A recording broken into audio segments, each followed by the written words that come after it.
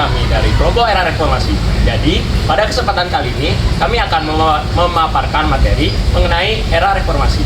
Namun, sebelum itu, izinkan kami untuk memperkenalkan diri kami terlebih dahulu. Saya, Gede Made Arinja Grasuta, dari kelas 9A, nomor absen 7. Saya Igede Wikramanaga Lipa dari kelas 9A nomor absen 11. Saya Tigada Cantika Ayu Pratnyani dari kelas 9A nomor absen 27. Saya Ayu Anindya Pratnya dari kelas 9A nomor absen 5. Selamat menyaksikan!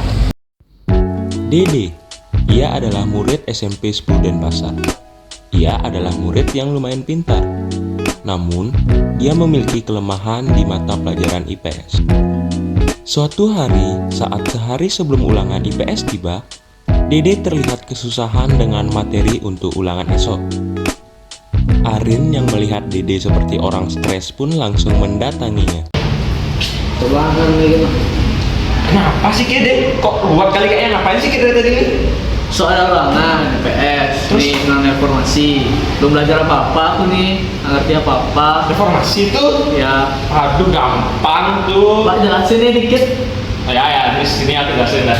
Nah, jadi nih, masa reformasi ini adalah masa setelah selesainya masa Orde Baru yang terjadi pada tanggal 21 Mei 1998 hingga sekarang, di mana ditandainya itu dengan lengsernya Presiden Soeharto dan diganti oleh Presiden B.J. Habibie. Oh, kok bisa gitu sih? Oh, lahirnya gerakan reformasi itu. Nah, Ini aku jelasin.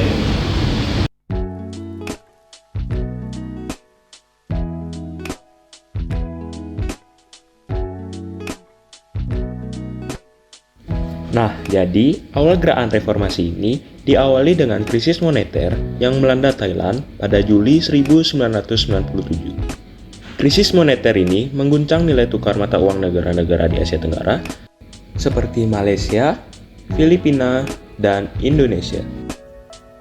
Hal ini pun berdampak besar terhadap ekonomi di Indonesia, seperti bangkrutnya perusahaan-perusahaan besar, pemutusan hubungan kerja, dan kenaikan harga barang kebutuhan pokok yang tidak terkendali.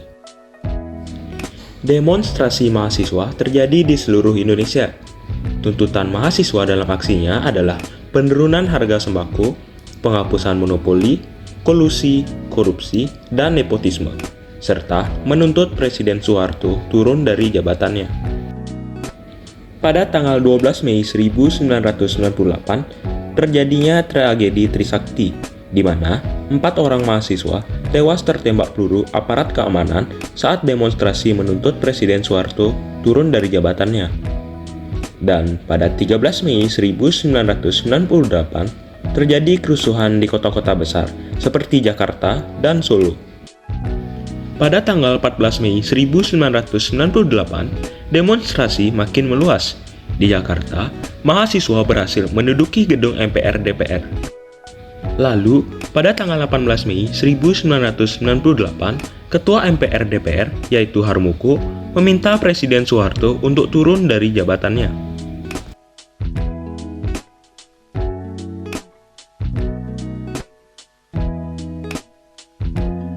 Lalu, pada tanggal 21 Mei 1998, Presiden Soeharto mengundurkan diri sebagai presiden dan menyerahkan jabatan presiden kepada wakilnya yaitu B.J. Habibie.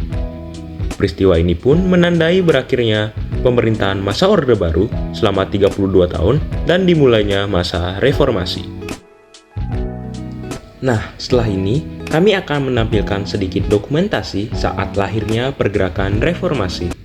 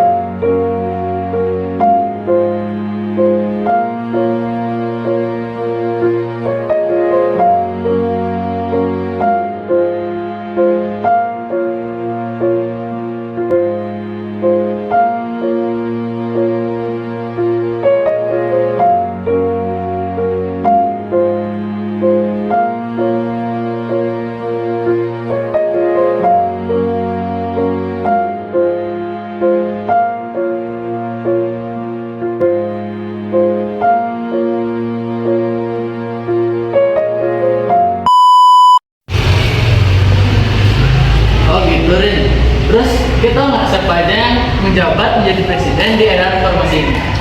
Aduh, lupa aku nih. Bentar, ingat bentar.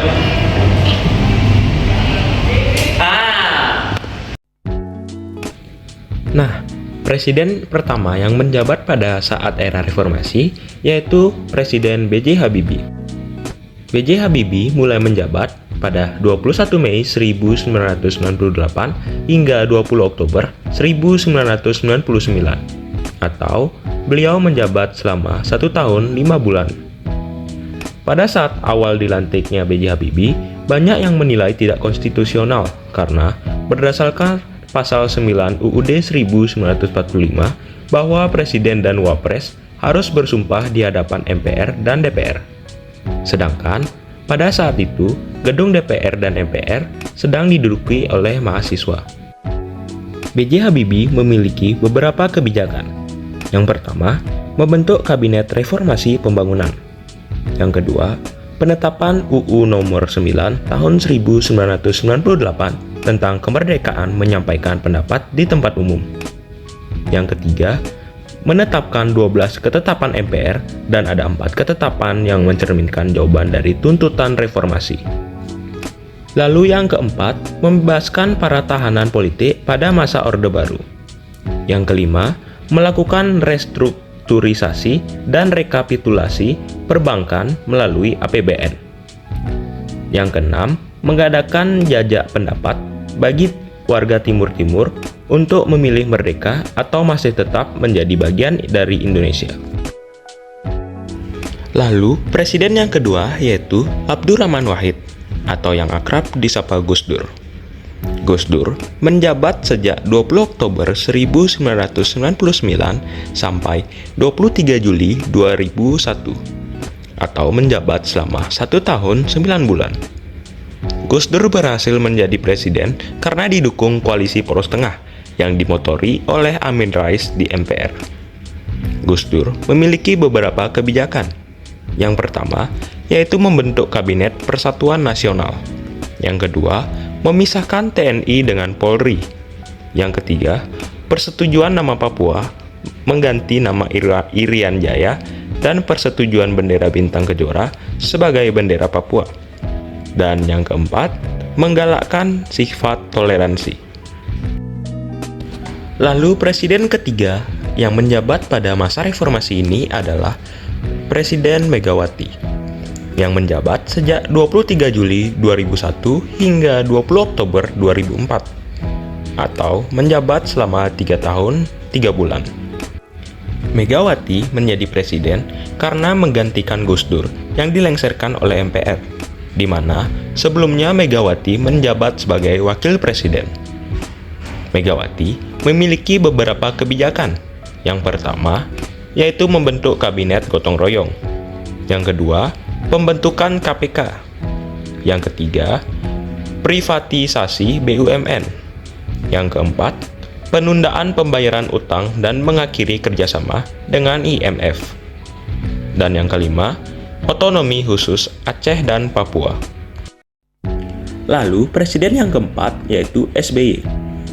SBY menjabat sejak 20 Oktober 2004 hingga 20 Oktober 2014 dan menjabat selama 10 tahun. SBY menjadi presiden karena memenangkan pemilihan presiden secara langsung yang pertama kali dilakukan di Indonesia dengan mengalahkan pasangan Megawati Hasyim. SBY memiliki beberapa kebijakan.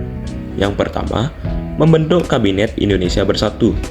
Yang kedua, konversi minyak tanah ke gas. Yang ketiga, dana pendidikan 20% dari APBN. Yang keempat, kesepakatan perdamaian antara RI dan GAM. Yang keempat, pelunasan utang IMF dengan 2 tahap.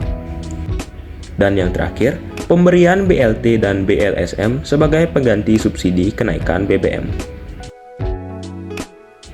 Nah, lalu presiden terakhir yaitu Joko Widodo. Joko Widodo menjabat sebagai presiden sejak 20 Oktober 2014 hingga sekarang. Jokowi menjadi presiden karena memenangkan pemilihan presiden secara langsung dengan mengalahkan pasangan Prabowo. Jokowi memiliki beberapa kebijakan. Yang pertama, membentuk kabinet kerja. Yang kedua, membentuk kabinet Indonesia Maju. Yang ketiga, memindahkan ibu kota ke IKN. Dan masih banyak kebijakan Jokowi yang lainnya. Nah, oke sekarang deh. Oh, jadi mereka tuh jadi presiden-presiden yang menjabat di era reformasi ini. Terus menurut Ki, siapa yang bakal jadi penerus selanjutnya presiden untuk era reformasi ini? Jelas Prabowo. Rin, Apa lagi deh? nah itu kan udah tuh masa reformasi, aku udah ngerti nih sekarang. Ya. Terus ini kan ada nih lagi perkembangan politik pada masa reformasi. Mbak jelasin dikit. Stop deh. Udah pusing aku nih ngelasin dari tadi. Pak, kita tanya teman yang sebelah kiri itu jangan teman. Temen kan? Aku tanya ya teman yang sebelah tuh. Siapa? Oh Chan. Nih Chan, kita tahu nggak nih bisa nggak bantu jelasin perkembangan politik pada masa reformasi? Oh, materi ini gampang tuh, yang dijelasin. Perkembangan politik pada masa reformasi ditandai oleh beberapa peristiwa, yakni yang pertama ada Sidang Istimewa MPR 1998 pada tanggal 10 sampai 13 November 1998. MPR mengadakan sidang istimewa yang menghasilkan beberapa ketetapan, yakni yang pertama ada ketetapan MPR nomor 8 tahun 1998 yang memungkinkan Undang-Undang Dasar 1945 diamandemen.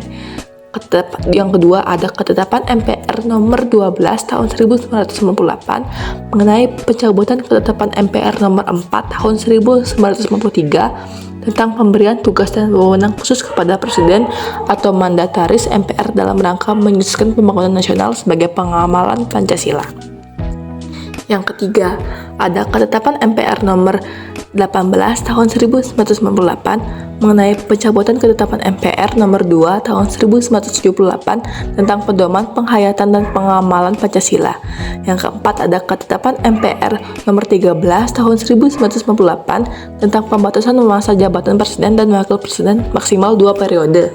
Yang kelima, ada ketetapan MPR nomor 15 tahun 1998 tentang penyelenggaraan otonomi daerah, pengaturan pembangunan dan pemanfaatan sumber daya nasional yang berkeadilan serta pertimbangan keuangan pusat dan daerah dalam kerangka Negara Kesatuan Republik Indonesia. Yang keenam, ada ketetapan MPR nomor 11 tahun 1998 tentang penyelenggaraan negara yang bersih dan bebas dari KKN.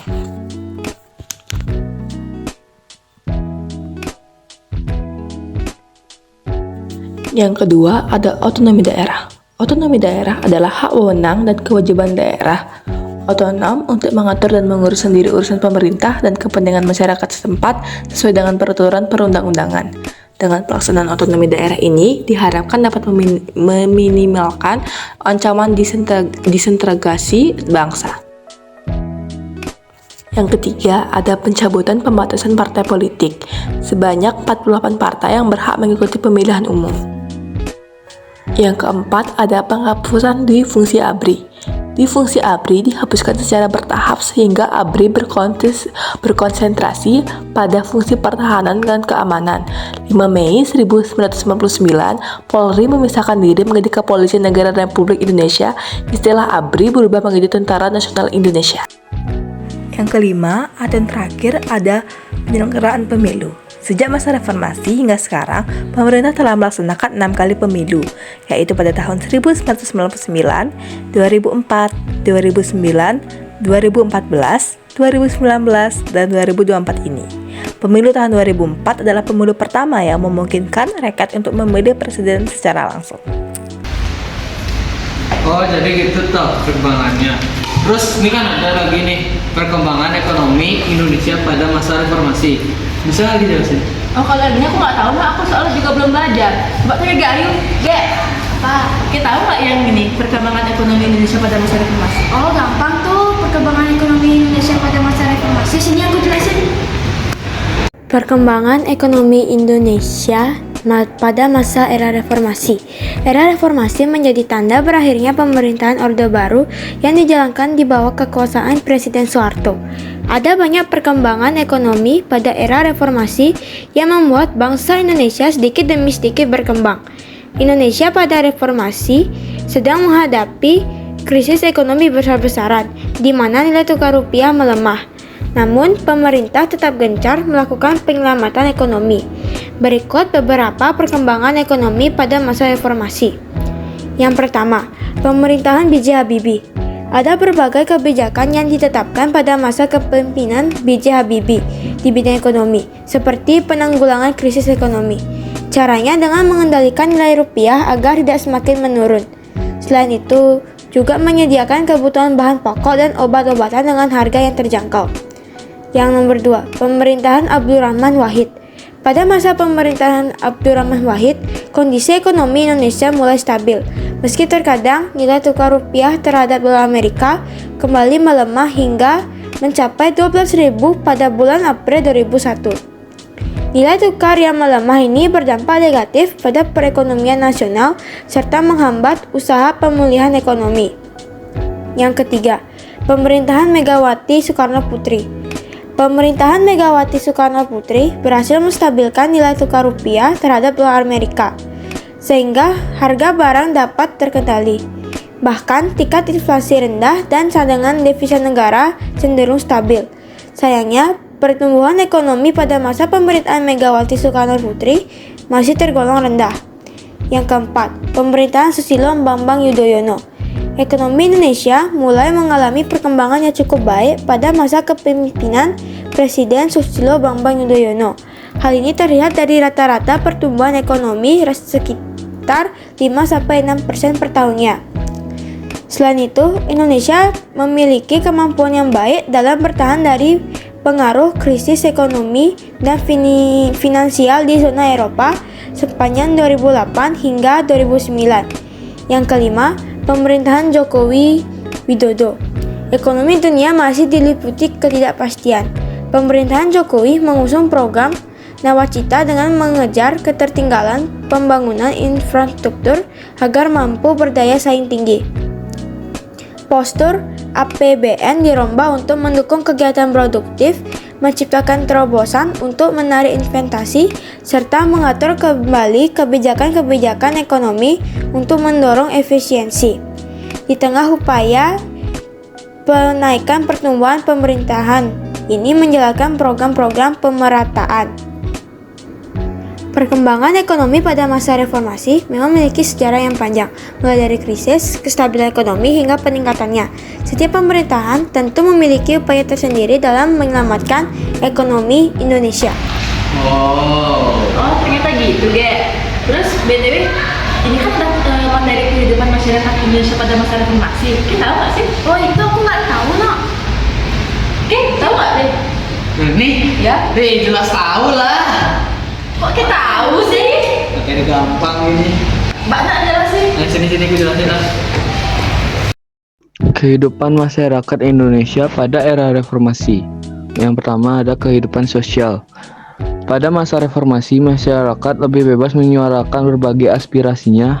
Hal ini didukung dengan adanya reformasi di bidang komunikasi, media massa seperti surat kabar dan majalah yang dapat menyalurkan aspirasi dan gagasan secara bebas.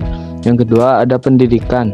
Pemerintah pada masa reformasi menjalankan amanat UUD 1945 dengan memprioritaskan anggaran pendidikan sekurang-kurangnya 20% dari anggaran pendapatan belanja negara atau APBN.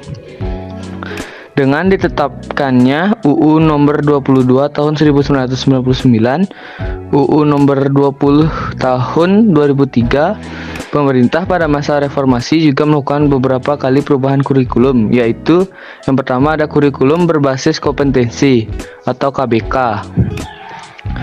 KBK ini pada pelaksanaan kurikulum ini, siswa dituntut untuk aktif memperoleh informasi.